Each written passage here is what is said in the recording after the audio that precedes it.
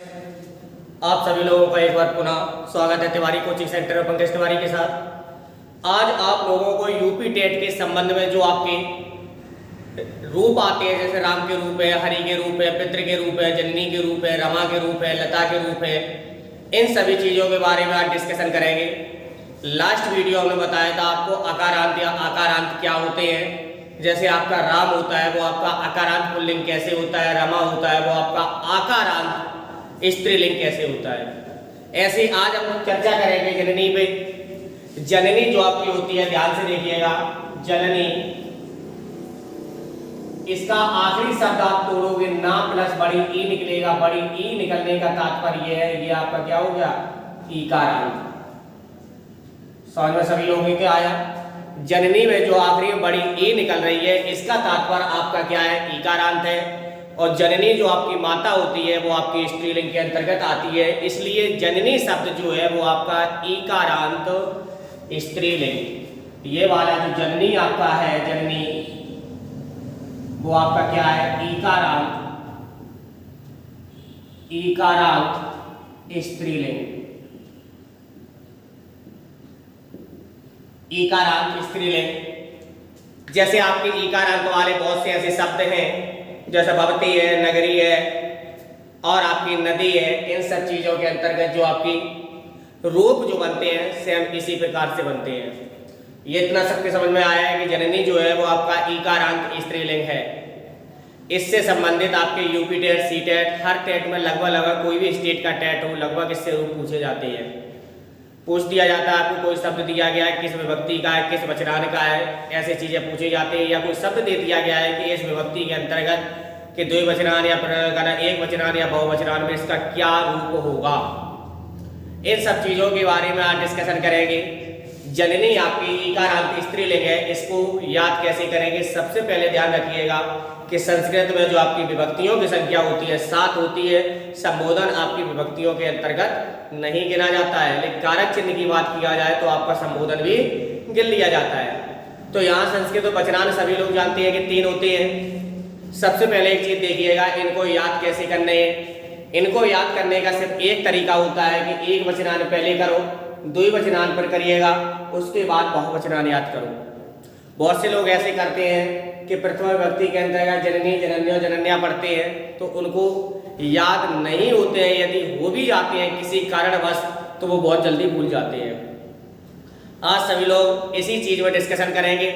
सभी लोग मेरे साथ में पढ़िएगा। जननी, जननी, जनन्या, जनन्य, जनन्या, जनन्या, जनन्याम, जननी। यहाँ एक चीज देखिएगा, पंचमी और षष्ठी विभक्ति में जो जनन्या आपका लिखा हुआ है इसमें आपकी विसर्गें आती हैं, जबकि तृतीय विभक्ति का जो जनन्या लिखा हुआ है इसमें आपकी विसर्गें नहीं आती हैं। यही शब्द से मिलान करने होते हैं। इसी शब्द के आधार पर जब भी लोगों में गलती होती है तो इसी प्रकार की गलती होती है। जैसे शब्द जनन्या लिखा था तो उन्होंने पढ़ा जननी और जनन्या, यहाँ सीधे आके उन्होंने सीधा कर दिया कि तृतीय विभक्ति है, जबकि उन्होंने इस चीज का ध्यान नहीं दिया है कि इसमें आपकी विसर्गें है कि नहीं है। यदि आपकी विसर्गें जनन्या में है तो वो पंचमी और षष्ठी विभक्ति के अंतर्गत आता है। यदि उसमें विसर्गें नहीं है तो आपकी तृतीय विभक्ति के अंतर्गत आता है। और उच्चारण स्थान क्या होता है, जैसे आपने जनन्या कहा है और जहां आपकी विसर्गें लगी हो वहां आप हल्का हा का उच्चारण कर देना, जनन्या। ऐसे शब्द कैच करने होते हैं। फिर से पढ़िएगा, जननी, जननी, जनन्या, जनन्य, जनन्या, जनन्या, जनन्याम, जननी। हमेशा इन पे उंगलियों पे गिनने का प्रयास करिएगा। अभी जो पढ़ाया जा रहा है वो आपके याद करने का मेथड नहीं है, अभी सिर्फ प्रैक्टिस करवा रहे हैं कैसे आपको कौन सा शब्द पहचानना है, इन सब चीजों के बारे में। फिर से उंगली देखिएगा, जननी, जननी, जनन्या, जनन्य, जनन्या, जनन्या, जनन्याम, जननी। यहाँ एक चीज और देना, प्रथमा विभक्ति है और संबोधन है। यहाँ आपकी बड़ी ई की मात्रा आती है और जबकि यहाँ आपकी छोटी ई की मात्रा आती है। और संबोधन चिन्ह सभी लोग जानते हैं क्या होता है, हे, हो, अरे, एजी और ओजी। ऐसे यदि शब्द आपके आ रहे हैं वो आपके सब किस में आते हैं, संबोधन में। जो कारक चिन्ह आपके आते हैं, पुकारने के सब चिन्ह जो आते हैं वो आपकी किस में आती है? संबोधन हे हो अरे ए जी और ओ जी। आप दो दो पढ़ेंगे, शब्द सभी लोग अच्छी तरीके से पढ़ सकते हैं। फिर से पढ़िएगा, दो दो पढ़ेंगे। जननी जननीम, जनन्या जनन्याय, जनन्या जनन्या, जनन्याम जननी। यहाँ ध्यान देना, फिर बता रहे हैं यहाँ बड़ी ई की मात्रा का उच्चारण होना है, यहाँ छोटी ई की मात्रा का उच्चारण होना है। फिर से पढ़िएगा, जननी जननीम, जनन्या जनन्याय, जनन्या जनन्या, जनन्याम जननी। यहाँ तक आप सिर्फ शब्द का अच्छी तरीका से रिवीजन कर लिया। याद करने का जो मेथड होता है वो 4-4 का होता है, हमेशा ध्यान रखना। इसके अंतर्गत जो आपके लिए 4 आएंगे, प्रथमा से चतुर्थी विभक्ति और पंचमी से आपकी संबोधन विभक्ति। 4 एक बार में याद करना होता है ताकि 2 बार में आपको पूरी लाइन याद हो जाए।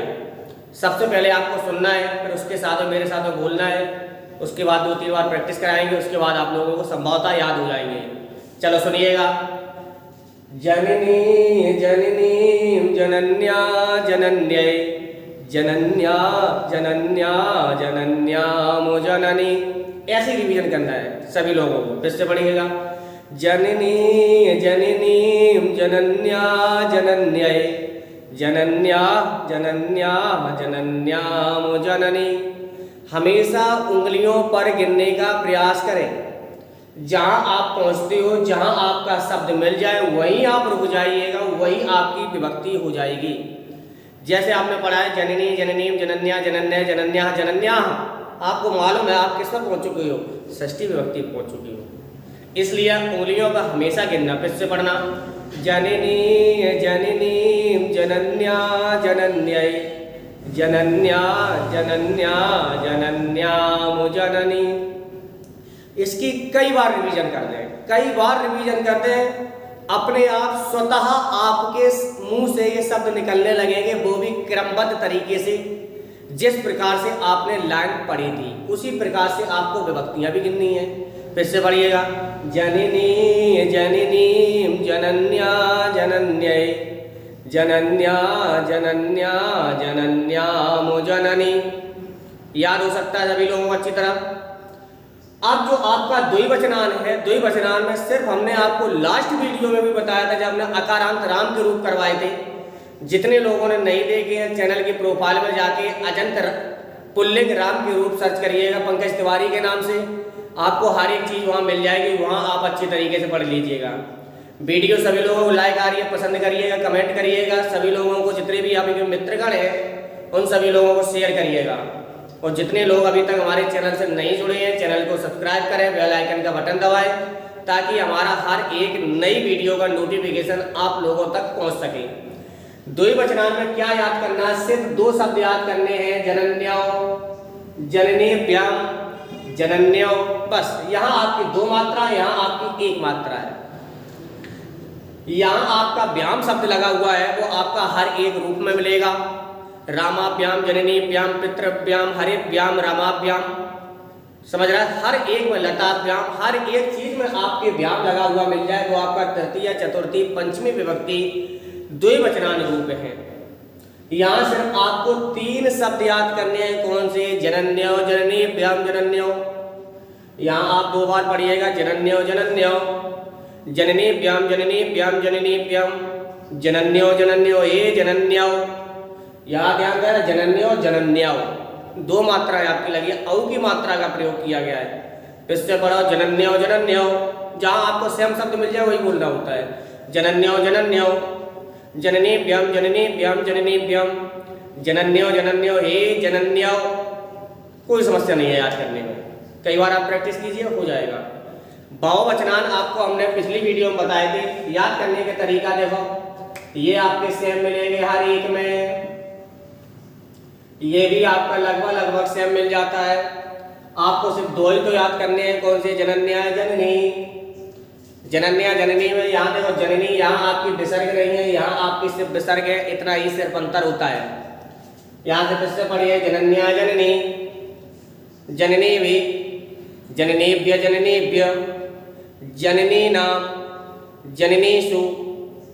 यहाँ ध्यान देना, हमने हर एक वीडियो बताया है, रामेशु है, रमाशु है, पितृषु है, जननीषु है, लताशु है। कोई भी आपके रूप मिल जाए भी आपके सब सप्तमी व्यक्ति का बहुवचनांत रूप होता है यदि आखिरी में आपका सु लगा हुआ मिल जाए, और यदि आखिरी में आपका आराम लगा हुआ मिल जाए या फिर नाम लगा हुआ मिल जाए, ये आपका षष्ठी विभक्ति बहुवचनांत रूप होता है। सभी लोगों को आ रहा समझ में? फिर से पढ़िए, जनन्या जननी। यहाँ आपको दोनों इकट्ठे बोलने हैं, यहाँ आपको एक बोलना है, यहाँ आपको दो बोलने हैं, यहाँ आपको दो बोलने हैं। फिर से पढ़िए, जनन्या जननी, जननी वे, जननीभ्य जननीभ्य, जननी नाम, जननीषु, हे जनन्या, याद हो सकती है। अब इसके आधार पे आप और रूप बना, जैसे आपका नदी है, ध्यान देना, जैसे आपका नदी है, नदी में आपने देखा होगा दा आपका अलग हो जाता है, बड़ी ई आपकी अलग हो जाती है, इसलिए नदी जो है वो आपका ईकारांत, नदी आपका स्त्रीलिंग होती है। सभी लोगों ने अपने वाक्य में प्रयोग किया होगा, नदी बहती है। कोई व्यक्ति नहीं कहता है कि नदी बहता है। ये बात सही है कि बिहार साइड में भाषा बोली जाती है, लेकिन उनका भी पुल्लिंग स्त्रीलिंग छांटने का तरीका होता है।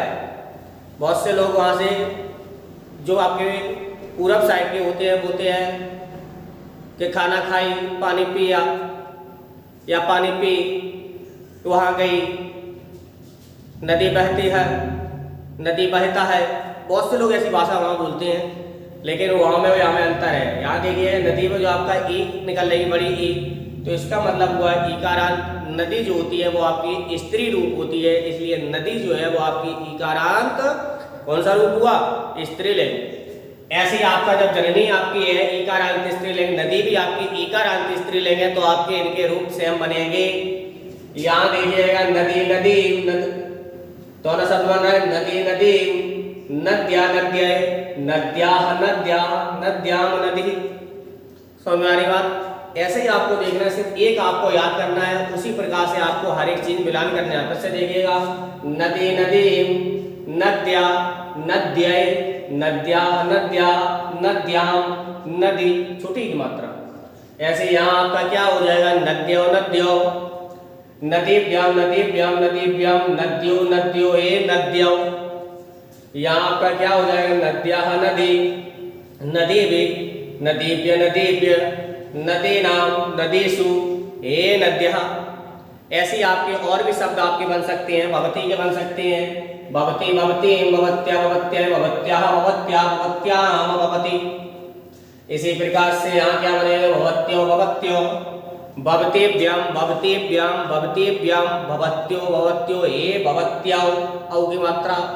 यहाँ आपका क्या बनेगा? भवत्याः भवति, भवतेभि, भवतेभ्य भवतेभ्य, भवतीनाम भवतेषु हे भवत्याः। ऐसे आप कोई भी रूप आप बना सकते हो, नगरी के बना सकते हो।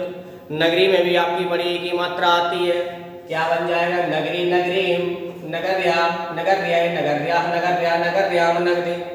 ऐसे आप कोई भी आप रूप बना सकते हो। और सभी लोगों को वीडियो पसंद आ रही है, लाइक करिएगा, कमेंट करिएगा, शेयर करिएगा, और जितने भी लोग हमारे चैनल से नहीं जुड़े हैं चैनल को सब्सक्राइब करें, बेल आइकन का बटन दबाएं, ताकि हर एक हमारी यूपी टेट या सी टेट किसी भी टेट से संबंधित जो आपकी संस्कृत की नई वीडियो की नोटिफिकेशन आप तक सबसे पहले पहुंचे। सभी लोगों को वीडियो देखने के लिए धन्यवाद। तिवारी जी का नमस्कार।